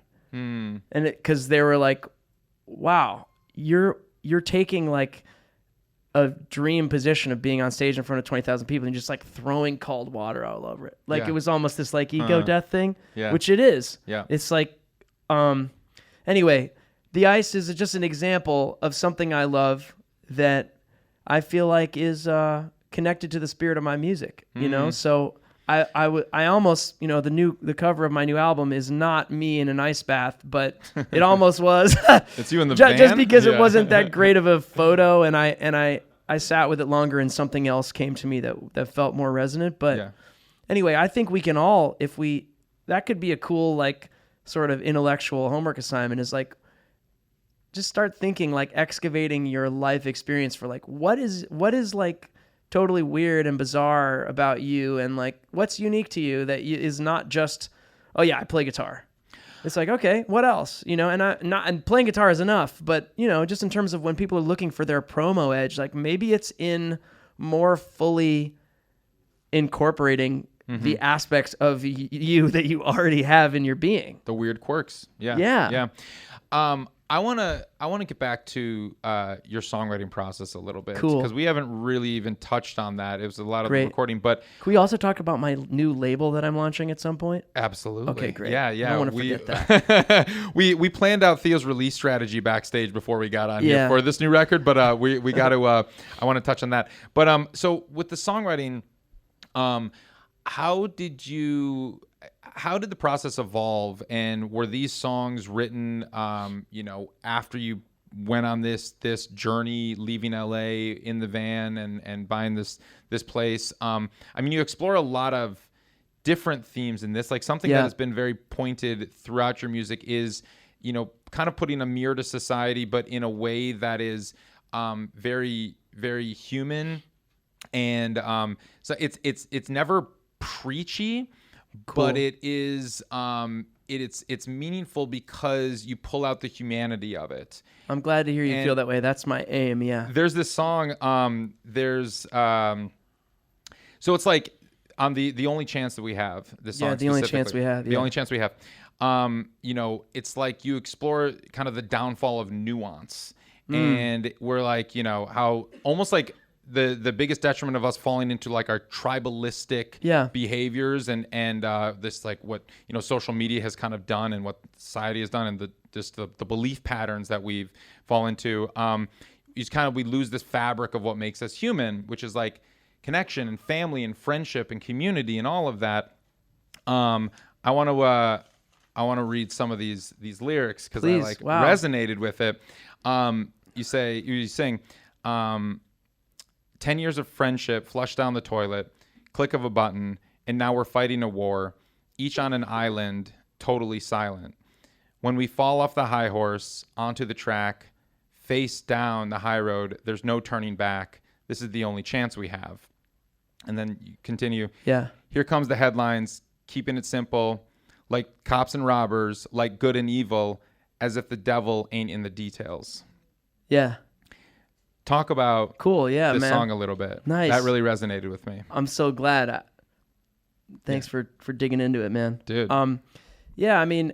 We all just live through a totally bizarre nightmare for a multitude of reasons, or like so much tremendous difficulty in the last 2 years, the world over. And, it was just, I just saw so many people in my life get caught in a spiral of like hatred born out of fear. And it's like, people in my own family, like someone disagreed with someone said something on Facebook, and now it's like, oh, there goes Thanksgiving and Christmas and whatever. And it's like, man, are you kidding me, man? Mm-hmm. Like, I'm not going to do that. It's like, but she voted for, it's like, I don't care. Mm-hmm. I mean, I care, but not in that way. Like to me that I just kind of I just experienced some things that made me have to really, I had to face the more of like the heart of compassion, like starting to really be like, wait, I've been a huge problem in this realm too. The talking points of the world, the media is a business. Surprise. I keep saying surprise, but yeah. And so it's, I don't think this is conspiratorial, but like they have to sell headlines, and headlines are inherently a dramatic distillation of a situation. And if you only read the headlines, it's very easy to be pushed in one camp or another camp. And next thing you know, you're doing the digital equivalent of like punching someone in the face at the grocery store. Yeah. And it's like the beautiful thing about humanity is like, if you go to the grocery store, chances are if someone drops their banana, you're going to pick it up and go, oh, here you go. And they go, oh, thanks so much. Yeah. You don't know who they voted for. You don't punch them in the face. But as soon as you go home and we lose that in-person connection. In other words, we have a built-in sort of like group consensus, keeping the peace mechanism. And yes, sometimes some people violate it. But for the most part, like we're all in this room here. We're all aligned in the spirit of music. But by the fact that we're here, it's pretty unlikely someone's just going to go, hey, what do you think about some random political issue? Right. Oh, yeah? And it's like, whoa, man, who cares, Yeah. It's not that those issues aren't of consequence, but I just felt like, I just had some experiences that really broke my heart, and I had to write, and that song just came out like in one sitting. And, so the chorus is, the pre-chorus says, but oh, the feeling, oh, the healing when we fall off of the high horse onto the track, face down the high road. There's no turning back. This is the only chance we have. Yeah. And I really feel that way because it's going to get more and more digital and it's going to get more and more streamlined and, just the news that you need tailored to your exact preferences that you already have. Yeah. Whoa, that's going to get far out fast. And it has gotten far out fast. We all know it. And there's nothing we can really do about it in the sense that we have to engage with this world and we have this technology and there's also a benefit to it. Like the technology is beautiful in many ways. We have a map on our phone. I can talk to Ari about this podcast. We could be doing this from different sides of the world. That's all part of the same thing. Yeah. But I just, that song is really like a prayer for... There's a couple prayers. There's a prayer. This is a record of prayers, man. Yeah. Is Corn Does Grow kind of your response to this? That almost felt like a utopia, this fantasy land where you talk about like there at the Corn Ranch, we don't have no flag to wave, we don't have no face to save, we don't have no ammunition. Just row a little boat ever gently down the stream. If the truth is going to float, then the lie is going to sink. And the corn does grow. That like this? Is this like the response is like, we could all live there? Yeah, that's a nice read, man. There's a lot of this theme on the album, and corn does grow. I don't know where I heard. Well, that phrase came to mind, based on a Bob Marley quote that I read when I was a teenager. Anyway, just that and corn, you could take any plant, but it's like nature is going to do its thing. The water's going to flow. Like the lyric in verse 2 is, at the Corn Ranch, which is kind of, I'm talking about my property, right, which is not even called the Corn Ranch, but I did it in the song. At the Corn Ranch, you and I don't have to see eye to eye on everything. We don't have to share a vision because the water's going to flow. You and I may disagree where the water wants to go. Que sera, sera, baby. And anyway, point being, nature's going to do its thing. We are nature. Surprise. I feel like a very old man going like, surprise. But yeah, and I just really, I see it all over in my lived experience day to day. Like when humans can interact with each other, we almost have no choice but to see, to be compassionate with one another. If we're really forced to interact, because you see someone, again, grocery store with their child having a hard day, maybe the kid's is sick and is screaming about something, and it's like, that's you, man. Yeah, that's you in another moment. We've all had those had difficult times. So yeah, Corn Does Grow is a little bit of a, it's a little bit of a like me screaming on the astral plane, like it's all gonna work out because there's no alternative. Yeah. Yeah. How much of the songs when you take first person and you're saying I did this and I'm doing this and is kind of I don't know, like literal or is reflective of your actual position in life? Like, you talk about in 5 Watt Rock of you remember that girl from verse 1 is like, we got married, had a kid, and that kid's great. You're not married, you don't have a kid.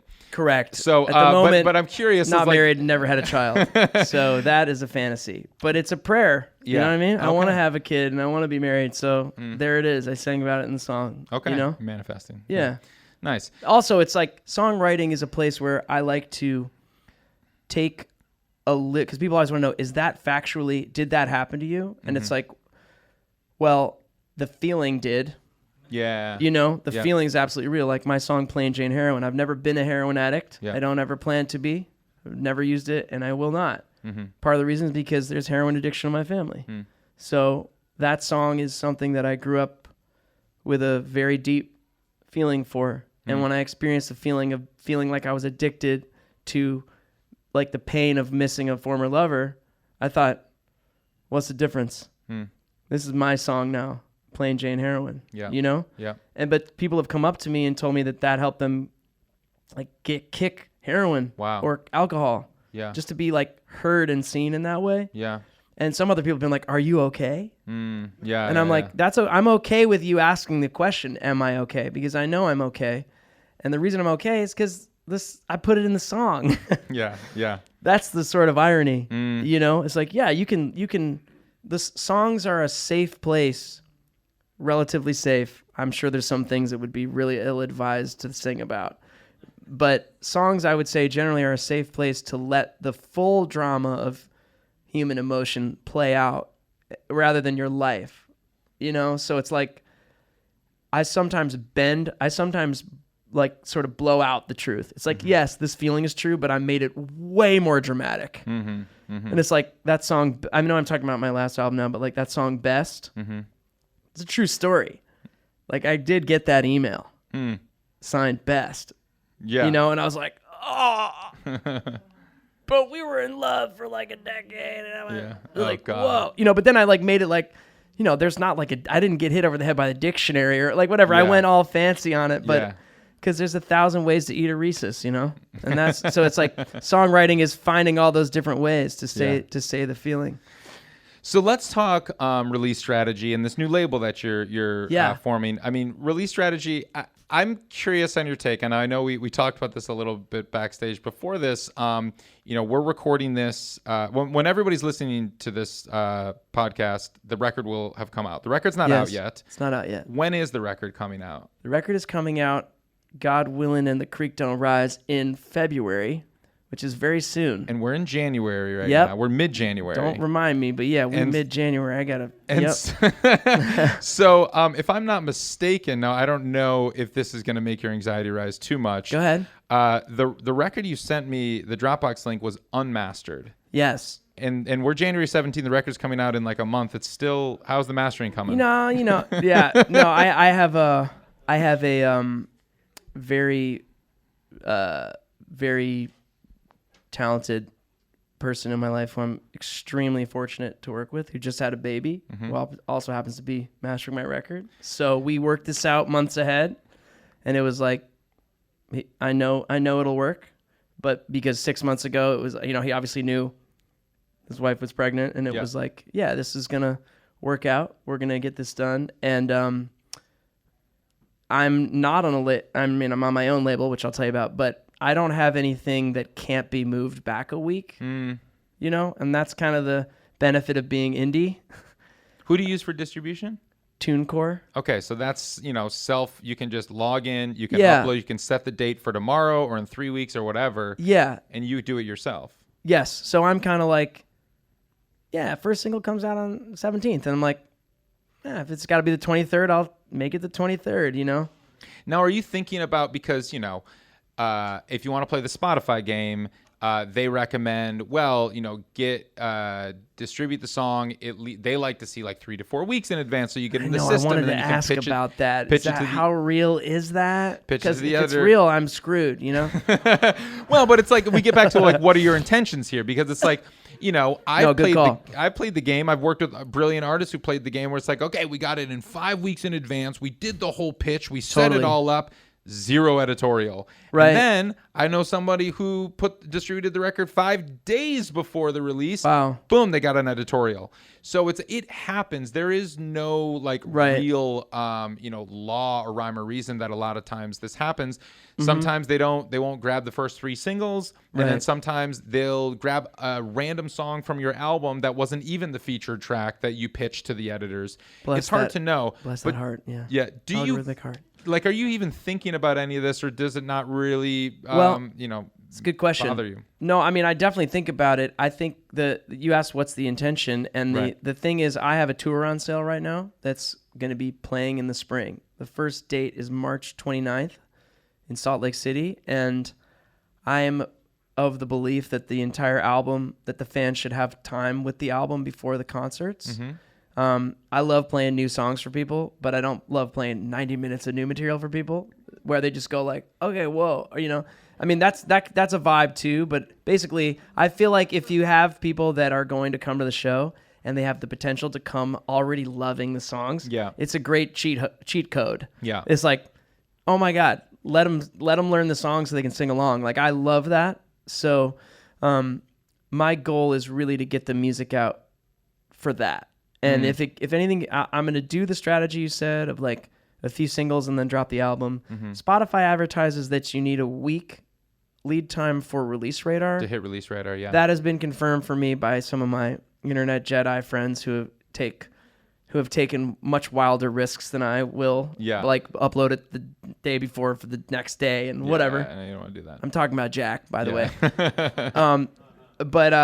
And I know Vulfpeck is kind of in a different league in terms of reach, but so yeah, I guess I would say the main strategy is like because I recorded this album, so I did it live in this room in my home in the woods, and there's a tape machine in the other room, and we did it live to tape, and then I did light overdubs also following that process of like, full performance capture. So what I mean is the lead vocal, the drums, the bass, the keys, the guitar is all done live on the way in. Mm-hmm.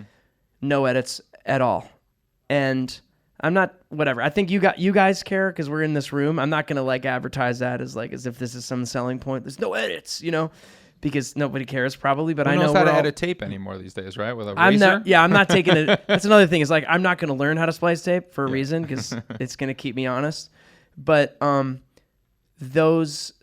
I filmed everything. So I have a video for each song, and I would say it's essentially the Vulf process of filming the session, except I also can't edit video. So there's no cool anything about the video. It's just one take. And I think it's really badass. Yeah. And it made me feel very emotional watching it.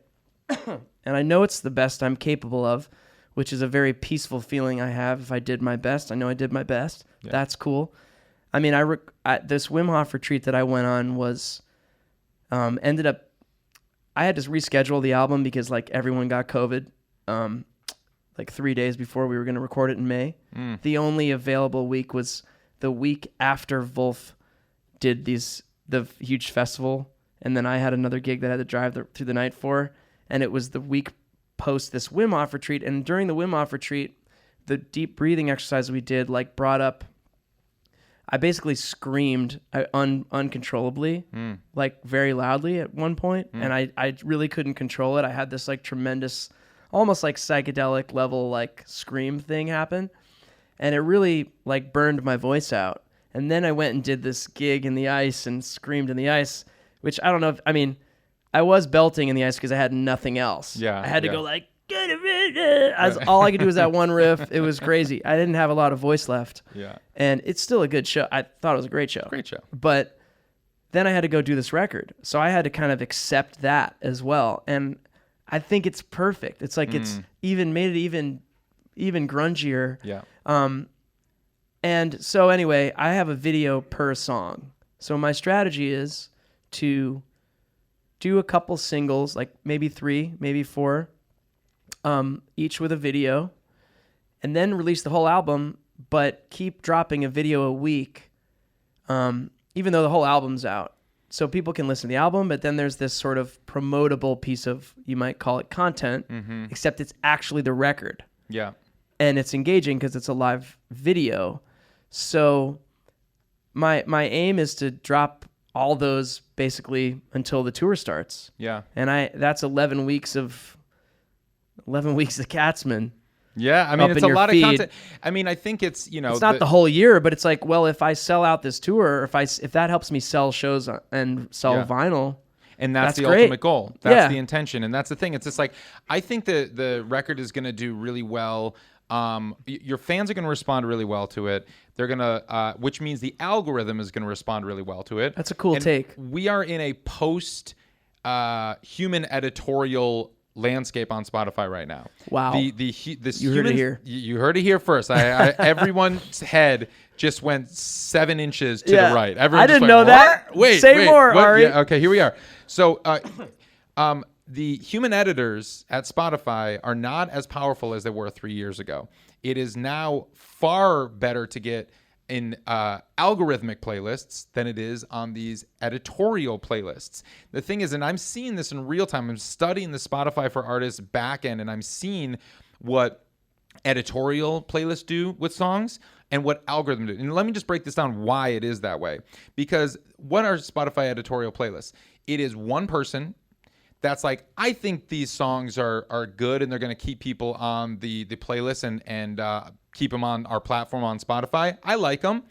Maybe the audience listening to it likes them. Maybe they don't. Maybe they like some of them and they skip a few of the songs and they don't respond to the other ones. It's like one person's taste.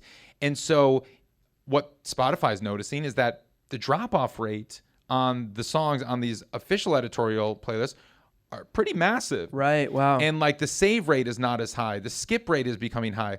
What is more powerful, what are the algorithmic playlists? What are these playlists? This is the Spotify algorithm saying, oh, we know exactly what kind of music you like because we've been analyzing everything that you've been listening to.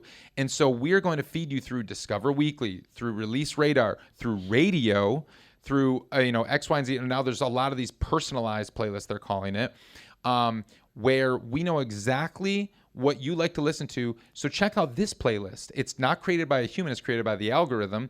And so you start listening to this playlist like, oh my gosh, I like every single song on this playlist. This is great. Why would I mess with the editorial playlist that somebody John's made? playlist. Yeah, John. I don't know, John, All right. And so, and I've seen this, it's like what happens is sometimes the official Spotify editorial playlist can be the kiss of death.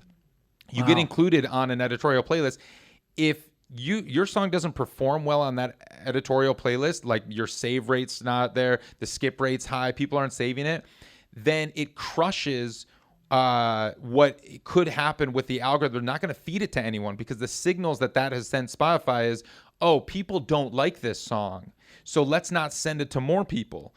But maybe just the people listening to that one editorial playlist aren't responding because the first 30 seconds there are no drums and everything else on this playlist has drums and that's what people are there for, but people don't give it, 3 minutes to get to the end where like they will love it. Right. And so all of this being said is that, and Spotify knows this too, like this is what we're moving into this era where it's less about these human gatekeepers and more about if your fans are responding, cool, then you're going to be rewarded by that because that's going to send the signals to Spotify that like, oh, people really dig this. They're listening. They're saving it. They're saving it to their own playlist. Let's send it to more people. Let's put it on more and then more and more and more. And it's going to just snowball and build off of each other. That's very cool. That sounds like good news in a way. I think it is great news for most people artists. making music. It's less good, I think it's great news for people that have a fan base, the people that have an audience that responds really well. It's less good news for the people that don't have an audience that have been reliant on their best friend at Spotify that pops them in all of these editorial playlists and that like are living off of that. But I think it's really good news. You have a label, Oh yeah. Let's get to that, and then Okay. we're going to take questions. Cool. And if you do have questions, we're going to stand for those questions. And there's a mic over here. And if you do have Nice. questions, we can kind of ask the questions. But tell me Awesome. about your label. Yeah, so the label is called 10 Good Songs. Yeah. And I don't know if anyone's been following my releases for the last few years. They all have that little logo on it. It's a triangle. It says 10 Good Songs. And right now the label is just a label, by which I mean it is like a sticker. It's just like a label. You know what I mean? It's going to be centered around my productions. Mm-hmm. So that's gonna be my music and artists that I produce. Nice. So May Early Wine's new album is gonna be the first non-Theo Katzman release on the label. Okay. And everything is going to be this process that I described for Okay. now, Yeah. of like people delivering the goods right in there. Yeah. And full performances. What I'm excited for is I think people will see like, okay, I mean the new Vulfpeck and my album and this one that you're gonna hear from May, they were all done at my property. And so there's not like a sound that this studio has. It's like depends on the music. So Vulf is produced by Jack, and so it has his Through the Vulf sonic compressor. Yeah, there's a lot sonically that Jack does that is Yeah. the unique Vulf signature. My music sounds different than May's. So I'm excited to show people that like it's not like oh, everyone just sounds like a band playing through a PA in a garage. It's not that. Because Yeah. I think that's what a lot of people think when they think live. But now people are going to watch May Early Wine like just completely destroy this, crush this. Cool. I don't know if any of you know Phil Cook, tremendous musician. His Golden Messenger, Bon Iver, that world. Phil came to the house and played keys on it. Joel Gottschalk from L.A., Packy Lindholm from Chicago. Anyway, it's great musicians making this record. You know, you can see the baffle in front of the drums. Like we're doing things to mitigate bleed sometimes. But anyway, this label is going to be, the videos are going to live on the artist channel, not mine. Okay. But they're all going to have this sticker, 10 Good Songs. So Cool. my aim is to draw a little through line on the internet of Cool. like 10 good songs, man. Nice. Because I once had a meeting with a manager years ago when Heartbreak Hits was kind of catching on. I had it took a lot of meetings. Yeah. And this one guy was like, what's your thing, man? You know, and I was like, what do you mean? And he's like, well, you know, like Good to Be Alone. I mean, that's like country, man. I mean, like that's Nashville. Like, I mean, if you could get me 10 more of those, we could take this to Nashville. Country's really popular right now. Yeah. And it was like, I just so frustrated. I kind of exasperated. I was like, man, my thing is 10 good songs, man. Every time. Yeah. There's no skippers. Like, what's that? That's my genre. Do I need a genre? It's 2000. You know, are you kidding me? Like genre? Yeah. Like I said, my friend's 7-year-old daughter cried about the Beatles for an hour and a half. Like, that's 50 years old. There's no genre. Yeah. There's the Beatles. There's Skrillex. There's Rihanna. There's Chopin, Debussy. We are post-genre. Yeah. So some of these. So anyway, this label, 10 good songs. Cool. Keep an eye out for it. My real goal is to be able to get it to the point where we do vinyl pre-orders for each record, and it has its own following. Yeah. You know, where I can come to an artist who's maybe unknown, but whose music I love, and say, hey, let me record you, and we're going to sell 1,000 units, and we're going to pay for this record. We're going to do it pretty low budget, and we're going to put all our blood, sweat, and tears into it, and let's kick some ass on this. That's the goal. Nice. Yeah. Well, Theo, I have before we get to questions, this has been incredible, and so, dude, Love you, bro. love you. Thank you. This is amazing. Thank you, man. I have one final question that I ask everyone who comes on the show. Okay. What does it mean to you to make it in the new music business? My favorite question. I used to say, stop trying to make it and start making it. By which I mean, no, this is in line with your thing. Yeah. Make music. Make your art. make your life as much as you can in line with what you feel like hell yeah about, and start there. It is not a bad place to start. What I just outlined is actually a very difficult thing to do. But it's in my experience, the sort of lower cost way of like, why not start with making the music? I meet a lot of people who are like, yeah, have you heard of this? And I'm like, no. And they're like, well, yeah, doing a lot of great things. You know, they got a manager, a lawyer, agent, you know, they're with Wasserman. I'm like, oh, cool. Can I hear their music? Like, oh, they haven't written any songs yet. It's like, come on, man. Next. Give me a break, dude. Because even if someone else is going to write them their songs, and then they'll ride the golden pony off into the sunset, but they won't have gained that thing we just said for the last 2 hours. It was like, what is it that you do? You know? So I'm not trying to knock anything, but I'm trying to say making it in the new music business to me is first and foremost making your best work, and that's going to change and it's going to improve. And if you're like me, your first album will be listened to much less than your second. Your second, even if it's your best, will be listened to much less than your third, even if it's less good. And your third will be less than the fourth. And that's a good thing, because this is a gradual growth thing. And, you know, I'm not like a rich guy living in the hills of LA, but I make a living off of the music that I want to make, that I have 100% ownership over, and it feels pretty damn good. So I think that is, yeah, thanks. That's right. And I also feel very lucky, you know. I'm extremely lucky, but part of that luck is like choosing to follow the people who inspire me. Like when I met Jack Stratton, I was like, we became fast friends, and it was like, I had professors who were like, what the hell's wrong with Jack? They would say that to me, and I was like, man, what are you talking about? Jack's going to change the world. Jack might take your job. Yeah. No, but yeah, Jack, so, you know, keep like really, this is still a community thing. You know, one of the things people like they get obsessed with how to make it, right? Yeah. They go like, I got to figure out my Spotify strategy. Right. And then it's like, what if instead of doing that, you figured out if anyone in your town cares that you play music? There you go. And that sounds like a diss, but it's not. I mean, like, you have to humble yourself to that. There was a time when no one in my town cared. Okay, cool. Well, I had 10 friends. So my 10 friends cared because they have to care because they're my friends. They care, whatever. Wow, not bad, Katzman. You know, you're still a loser, but you know what I mean? Yeah, right on. And anyway, then it's like, it's the same as I heard Jeff Tweedy talk about it. He said, man, they were like, what's Wilco's thing?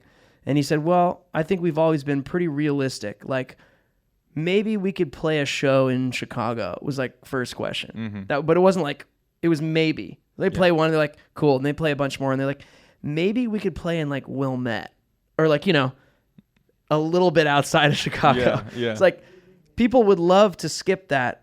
And I don't know that the live thing is necessarily a path to the digital thing, but I can say like, there's a value in it. You know, going out into the world and finding out, getting to test, like relish in your obscurity. Use that.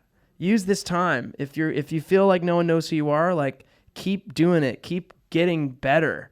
You know, I played rooftop gigs in LA for years, and I cherish that time. Like I'll never get to do that again in the way that I did then.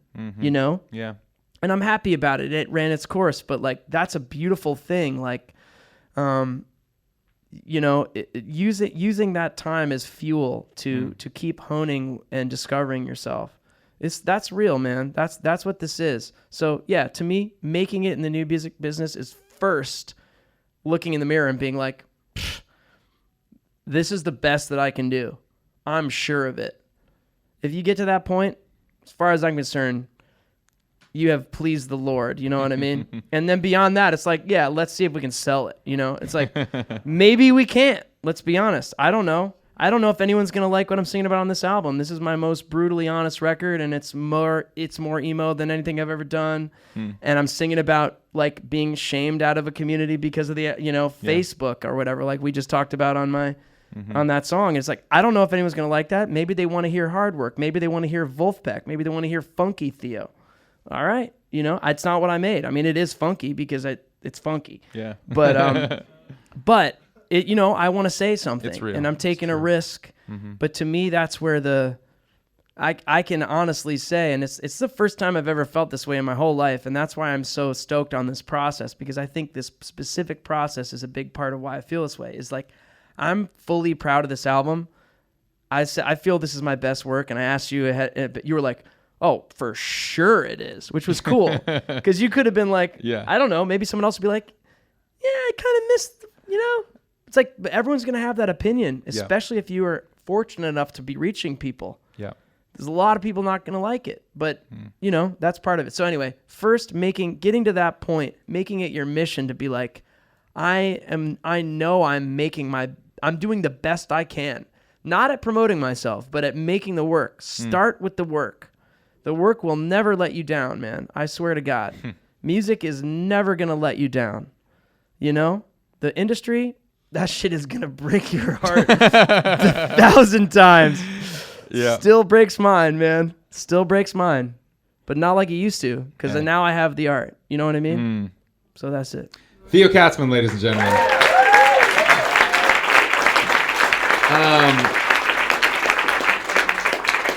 Let's take a few questions, but while we do this, do you want to stand with me? Because I need to stretch my legs, and if you want to stand.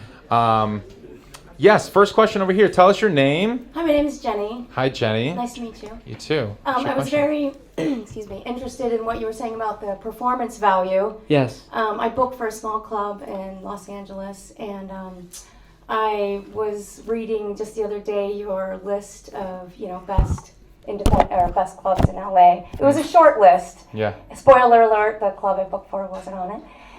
Fourth edition. Yeah, No. it's okay. It's okay. What's your club? My question, Trip Santa Monica. Oh, yeah. My question is, what can clubs be doing to set artists up for success? Wow, great question. Oh my God. Woo! Wow. Yeah, Jenny. I mean, okay. I'll do my take and then you give your take. Because, first off, thank you for that question. I mean, usually I think we feel oftentimes that it's like a battle between the artist and the club, and oftentimes artists feel that the club is supposed to promote the show, and the clubs feel like the artist is supposed to promote the show, and in the end, no one promotes the show, and then everybody loses. I think with how the club can set it up is to really, I mean, it's like, I think at least in LA, because that's where we are right now, is that clubs have gotten and promoters have gotten very greedy in the sense that because there are so many artists here, that they know that they can take advantage of artists, and that there's like the pay to play thing that's happening. So one, don't ever do pay to play. Don't make your artist buy the tickets and then sell the tickets, and if you don't sell a certain number of tickets, whether she's taking it or she doesn't do that, thank you. Don't work with promoters that do that, which is a big thing, because there's a lot of younger artists that are just getting started, and I'm sure we all get these emails. That are just like, hey, you want to play the Viper Room? You want to play the Whiskey? I booked the Troubadour. I can do this and do this. And it's like, all you need to do is sell 50 tickets, and then you're going to sell them for $15 a head, and and then people don't know that that's not actually the way it should be working. And so I think that, thinking about what is going to be a fair deal, also we want to make sure that you stay in business, but treating the artists going after the ones that maybe you really love and respect, and look at it as like a partnership, and it's not just like, oh, this is your show, figure it out, bring your crowd. Let's all work together on kind of making this work for everyone. And also I think I really hate the LA thing of hit it and quit it. I hate that everyone is not, most venues are like, oh, we have a 7 o'clock, we have an 8 o'clock, we have a 9 o'clock, we have a 10 o'clock. Who are you here to see? I got a tally sheet. Okay, you're here to see the 9 o'clock? Okay, they're getting your $10, or you're getting 70% of your $10, not the 7 o'clock. And which then promotes competition amongst artists, because it's like, wait, don't say you're there to see Theo, he's on a 10. Say you're there to see me. But it's like, but I want to see both of you guys. So who's going to get my money? That's a thing that I hate about how LA does it. It's like, if everybody just worked together and was like, oh, let's promote a whole night of music, then we're all working together and we all have an incentive for the show to be successful. Good call. Yeah. Can I? You want to add? Yeah, I'll add a couple things. Oh, question. What's the capacity of the room? 80 people. 80? Okay, sweet. So small room, and you're probably not bringing in like, it's not the Theater Ace Hotel. It's not like Foy Vance is playing there necessarily unless he wants to do a special kind of smaller thing, right? With an 80 cap room, I would say, because I love an 80 cap room. That'd be like, I'd love playing 80 cap. As you're an independent room, right? So you promote the shows as you're the buyer or whatever. Partnership. Yeah. Sorry to use the term, but for me, because I love playing an independent room, as advantageous in the artist's favor as you can make the deal, the better. That's kind of obvious, But that's a big thing because a lot of places are not that great in that front. If you can make it sound great, that's great. And I'm not sure if you have a backline available at all. You do. Okay, that's awesome. I think those are three huge things, like a working backline, and a good sounding room, and an advantageous deal. I think are huge. And don't take a merch cut. I mean, I hate the venues that are taking a percentage of merch because it's like, if you think that, not you, I know you're not doing it, but like, there are venues out there that are 250 cap rooms and they're like, oh, we take 10%, we take 20% of your merch. I'm like, well, then can I have 10 to 20% of your bar? Like, this is not, this can go both ways here. What's the deal? If I were new to LA and I wanted to play my music and I knew I could bring 40 people out, and you were like, yeah, 85-15 deal, door deal, sell whatever ticket price you want, I would be playing your room every month. Yeah. Yeah. Fair I hope that's helpful. No, Is that cool. everything you're already doing? Probably. You're Sure, like, I'd love to talk deals with you after this. yeah, cool. We'll keep talking. Yes. Thank you. Hi, my name's Elif, and first of all, thank you for doing this and for all of your wonderful books. And I also just love the answer you gave her, because someone asked me to do a pay-to-play recently, and I said no. Good. And That's good. for a second, I had imposter syndrome, but then I was Right. like, I don't need them, they need me. Correct. Damn right. Yeah. That's right. So on that front, financial, I'm in not the best. Okay, I'm going to start that over. Yeah. For someone that's not financially super capable of making a music video, or who has the resources as far as I've performed, I'm super creative and I love all my music. And what is the one biggest piece of advice that you can give to someone that just doesn't have the money to do all those wonderful things that you tell us to do? Well, can I jump in Thank on you. that? Do it. Yeah. So I would just ask, like, do you have a laptop or a phone? iPhone? Okay, and you might not like it because sometimes people are like, my thing is I have to work with an 80-piece orchestra. That's my thing. I'm not saying you're doing that, but as a left to the right of the spectrum, I've met people where they're like, no, man, you don't understand. It's got to be 80-piece orchestra. I'm like, sounds like you need $300,000, but you only have 300, And it's like, I don't think it's a bad thing to let the finances force the production into like what is possible for you. Because if you play an instrument and sing and write a great song, I'm sure you could capture that with a $50 microphone and the built-in Logic plugin suite and make something like very compelling with that. So it's almost like be more minimalist. Mm-hmm. Like forget the music video. I mean, I filmed my entire new record on an iPhone and the Vulf record on an iPhone and this new one with May Early One on an iPhone. Now the iPhone thing with Vulf is intentionally more lo-fi. Just Jack does all kinds of stuff with it. Mine is going to be just hi-fi. And so maybe it'll look beautiful. I think it looks beautiful, but it's like the iPhone's a pretty good camera, Mm-hmm. Anyway, I would say minimal. Go more minimal, and as you make more money, scale it, But don't set yourself in some like, I need to get a $15,000 loan so I can make a music video that's going to make me be taken seriously, because maybe no one will even see it, or maybe they'll watch it once. Mm-hmm. But if you spend $15 and someone watches it once, it's not going to hit that. It's not going to hurt that bad, And if anything, if it starts catching on, that's kicking ass. Yeah. Great. Yeah. Hey, how's it going? I'm Kyle Winjack, and first of all, thanks again for. I've been following both of you for a long time. Big fan of. Thank you, man. Of the music and the podcast and the book and all that good stuff. I was actually supposed to fly back to Vancouver a couple nights ago, and I was on the fence whether I should, push my stay in LA a little bit longer. And then I heard about this. I'm like, yeah, fuck it.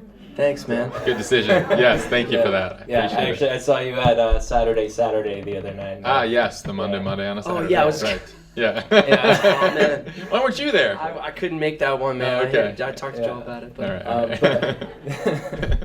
right. So I've got a question about songwriting for I'd love to hear both of your takes really, but I think with Theo in particular is something that I hear a lot of in your music, and I know a lot of other music that I really admire is this like element of like really stark contrast, and I think that's present in your music in a lot of ways, like singing just these like gutting lyrics to like something that you just like vibing to dance right. along, or Right. like Good to Be Alone, I think was mentioned Yeah. earlier today, and I think Yeah. that's a really good example of like you're singing lyrics that maybe aren't necessarily like what you would think they mean literally, but you know what Yeah. you mean just Yeah. from all the context in the art. So I don't know if that's a question, but yeah, I can speak to that. yeah. Music, at least as far as I can tell, in being a Western, someone who grew up in the West versus the East of the world, like American music, Western music, diatonic harmony, or I should say the piano keyboard, those 12 notes, Yeah. and the chords that you find if you make triads out of each of them, they have a quality to each of them emotionally. Like we all know if somebody plays like C major, we're kind of like, right on. Or like it's like that's what that feels like. You know what I mean? And then it's like I flat the third, and it's like it feels kind of like that's obviously a real simple way of doing it. But I like to be, and the more I write and the older I've gotten in my songwriting, the more I try to be patient with finding the right harmonic setting, if you will, for the lyric. Because it's like, apparently, here's a cool story. Any Billy Joel fans in the house? Hey, just saw him at MSG. Oh. Don't get me started. Yeah. Anyway, Only the Good Die Young. Only the Good Die is really, happy song.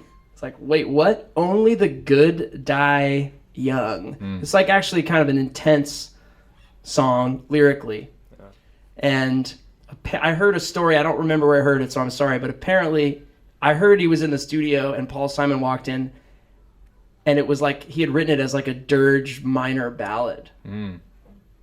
And apparently Paul Simon was like, man, that's too on the nose, man. Sad lyric, sad music. He's like, it's too much. Like, make the music really happy, keep the lyric where it is, and that'll just like be it's a totally wild experience where people will be like integrating this thing, but it's like, what are we saying? It's like, and I thought Bob Marley was always tremendous at that. It's like, feels so good. Next thing you know, he's like, overthrowing the government. It's like, whoa.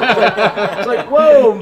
You know what I mean? Marley there's a sort of way that lyrics can sink deeper, I think, and kind of hide in plain sight when you kind of like coat them in the natural feelings that the chords give you. Yeah. Cool. It's like sneaking the veggies in there. Exactly. Sneak the veggies in there. Sometimes you need that support, and sometimes you want it to just be like, no, it's just a dagger to the heart. There's no way around this pain.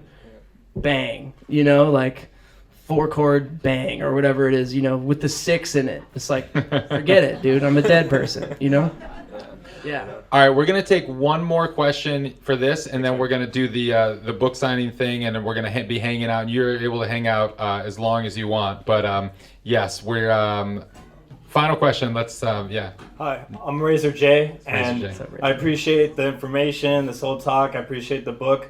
My question is, and actually, Ari, you really helped me with this a couple years ago when I did a podcast recording over Zoom. Yeah. A couple years ago, I was asking questions on how to pursue my music authentically, and it was really helpful. And I feel like the past couple years, I'm making music that I'm proud of. I'm making music that, and I'm letting go of what other people feel about it, and I find that I'm finding the people who do want to feel it are there. So I feel really good about that. Nice. So to relate to that is, now that I feel more comfortable than I've ever had before in my life with my music, now trying to explore to make sure people hear it in a way that's also authentic. I think you gave a great example with Wim Hof, and I really like that. I actually do Wim Hof breathing myself, so Cool, man. I totally feel that. Awesome. But is there anybody, one thing I like about music is that you can go find documentaries, and you can sometimes find really cool interviews about people exploring the creative process and kind of showing how much caution they threw to the wind or the process and all that.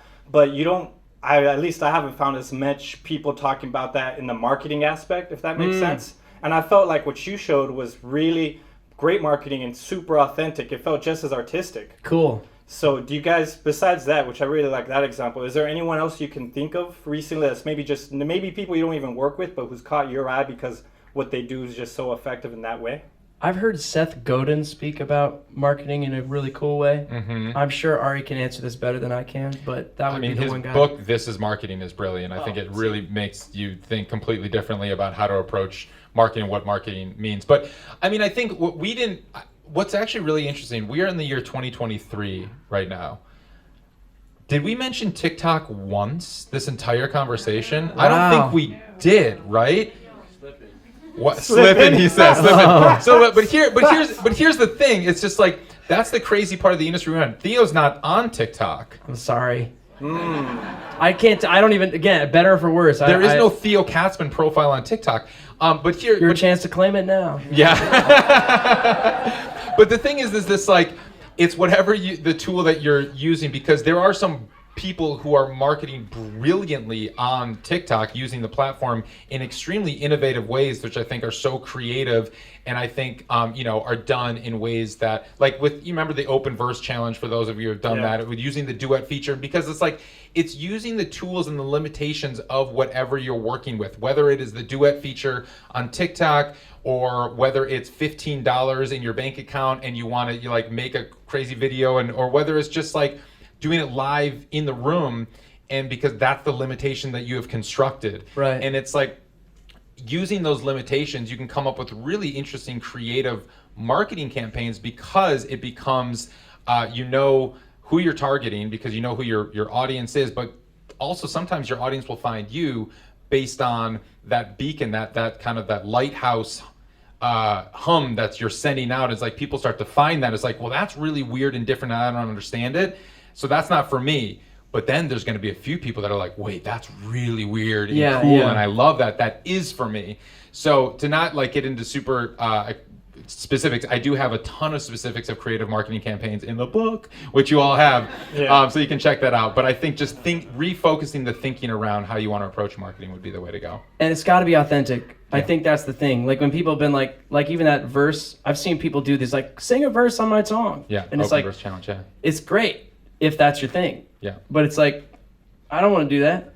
But no offense, I just don't think, it's like, I wrote this verse and it took me a very long time, and I cried many tears and made much sacrifice for this verse. Like, I don't really need to hear your verse. No offense, this is my song. You know what I mean? But if I were in a different context, it might be like, yo, sing a verse.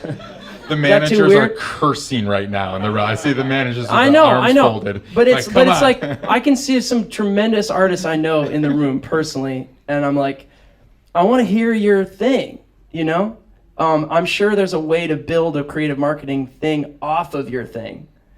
Does that make sense? It makes complete sense. Yeah. Personally, I think the Open Verse Challenge was a brilliant thing that launched. Totally It's like, brilliant. We saw 50,000 remixes off of one song that were these cool, creative, unauthorized remixes that really helped sometimes launch careers. But the beautiful thing about the current new music business that we're in is you don't have to do that if you don't want to. If it doesn't resonate or make sense with you, then definitely don't do it. Only do things that resonate and make sense for you. Right. Agreed. Okay, cool. Thank you. Thank you guys so much for being part of this. Sorry. Theo.